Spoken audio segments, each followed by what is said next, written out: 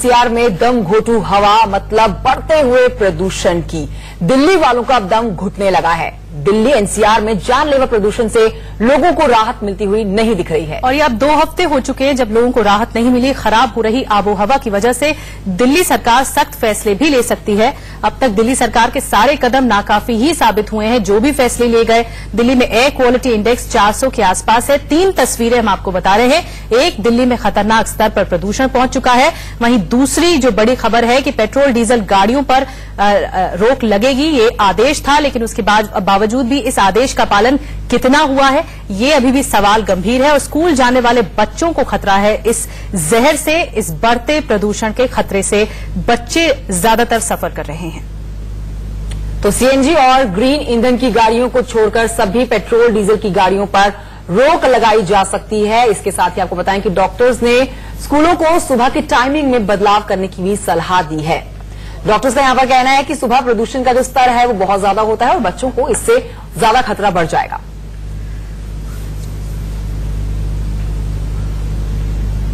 तो दिल्ली एनसीआर में दम घोटू हवा ने दम निकाल दिया है। अब 2 हफ्ते हो चुके हैं। दिल्ली का एयर क्वालिटी इंडेक्स सुधरने के बजाय बिगड़ता जा रहा है और लगातार लोगों के लिए परेशानी का सबब बना हुआ है।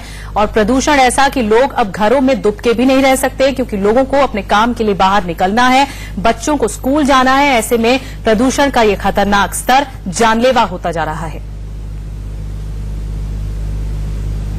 स्तर में गिरावट आई है और आज एक बार फिर दिल्ली में प्रदूषण का जो लेवल है वो खतरनाक स्थिति पे पहुंच चुका है। आज जिस तरीके से सीपीसीबी ने बताया था कि 13 नवंबर को आज मौसम में गिरावट होने के कारण धुंध सी छाई रहेगी। और आप जिस तरीके से देख सकते हैं टीवी स्क्रीन पर, इंडिया गेट हमें साफ तौर पे नजर नहीं आ रहा है, विजिबिलिटी काफी कम है। और आज प्रदूषण का स्तर एक बार फिर खतरनाक स्थिति पर पहुंच गया है। सीपीसीबी के मुताबिक उन्होंने एडवाइजरी भी जारी करी है कि सुबह 6 बजे से शाम 6 बजे तक ही शहर में भारी वाहनों के प्रवेश और निर्माण कार्य की गतिविधि चलाने की सिफारिश दी है।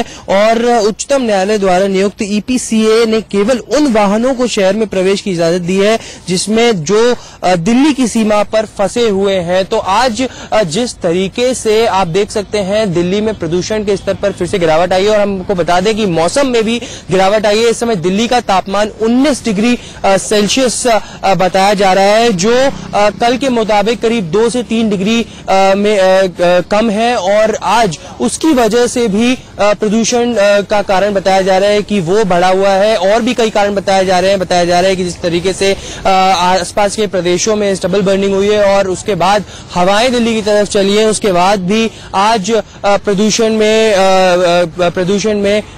का स्तर बढ़ा है। और अब जिस तरीके से मौसम विभाग ने बताया था कि बारिश का अनुमान भी है, तो उससे कहीं ना कहीं दिल्ली के वासियों को राहत मिल सकती है। कैमरामैन पंकज के साथ ऐश्वर्या जैन, इंडिया न्यूज, दिल्ली।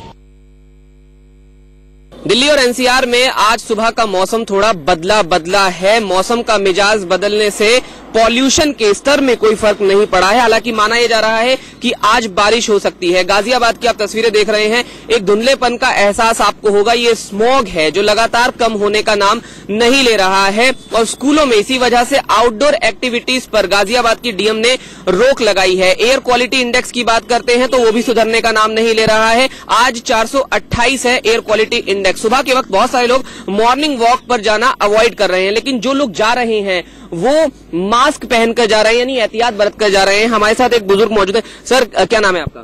मेरा नाम केसी गौतम है। किस तरह की परेशानी इस स्मॉग से हो रही है?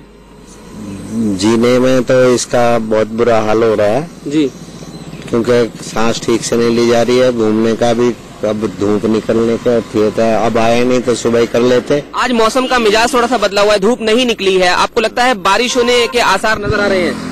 हाँ, हल्के हैं, लेकिन लगता नहीं ऐसा जैसे होगी जी। बरसात जो है हो जाए तो बहुत अच्छी बात है, पॉल्यूशन कम हो जाएगा जी।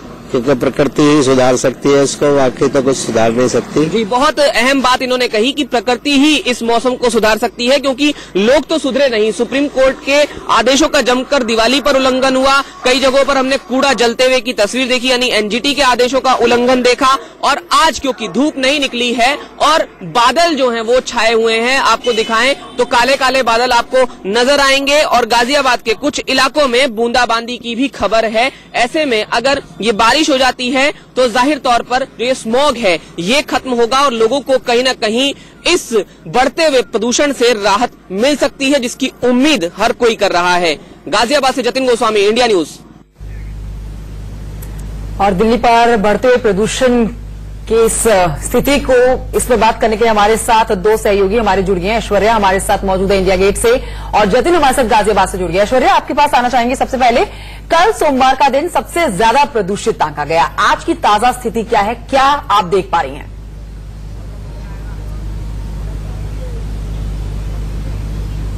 जी बिल्कुल, आज भी वही स्थिति बनी हुई है। एयर क्वालिटी इंडेक्स जो है वो आज लगभग 438 पर है, यानी कि बहुत खतरनाक स्थिति पे है। और आज भी अगर हम आपको दिखाएं विजुअल्स में तो साफ तौर पर धुंध आप देख सकते हैं। आज मौसम में हालांकि गिरावट आई है, आज 19 डिग्री सेल्सियस दिल्ली का तापमान बताया जा रहा है, लेकिन स्मॉग यहां से जाने का नाम नहीं ले रहा है, जिसके कारण पॉल्यूशन का जो स्तर है वो बढ़ा हुआ है।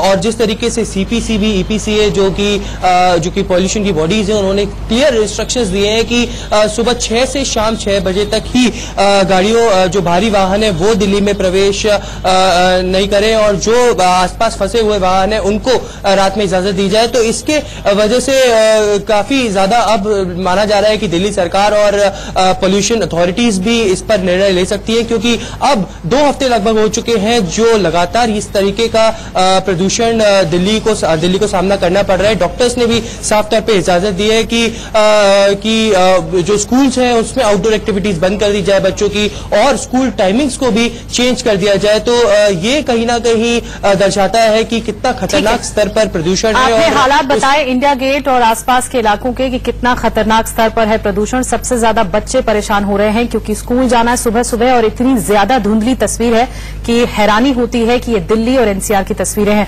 जतिन भी हमारे साथ बने हुए गाजियाबाद से। जतिन, काफी मेजर्स लिए हैं कंट्रोल करने के लिए पॉल्यूशन, और पॉल्यूशन कंट्रोल बोर्ड का यह भी कहना था कि 1 से 10 नवंबर तक हालात चिंताजनक रहेंगे, लेकिन अब 10 नवंबर से भी हम आगे बढ़ चुके हैं। अभी भी प्रदूषण के हालात बहुत खराब हैं और हम आपको देख रहे हैं, आप मास्क लगाकर खड़े हैं और पीछे विजिबिलिटी भी कम है।